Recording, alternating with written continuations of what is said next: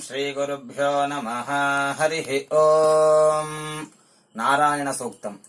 ओम् सहस्रशीर्षम् देवम् विश्वाक्षम् विश्वशम्भुवम् विश्वन्नारायणम् देहमक्षरम् परमम् पदम् विश्वतः परमा नित्यम् विश्वन्नारायणगुम् हरिम् विश्वमेवेदम् पुरुषस्तद्विश्वमुपजीवति पतिम् विश्वस्यात्मेश्वरगुम् शाश्वतगुम् शिवमच्युतम् नारायणम् महाज्ञेयम् विश्वात्मानम् परायणम् नारायणपरो ज्योतिरात्मा नारायणः परः नारायणपरम् ब्रह्म तत्त्वन्नारायणः परः नारायणपरो ध्याता ध्यानम् नारायणः परः यच्च किञ्चिज्जगत्सर्वम् दृश्यते श्रूयतेऽपि वा अन्तर्बहिश्च तत्सर्वम्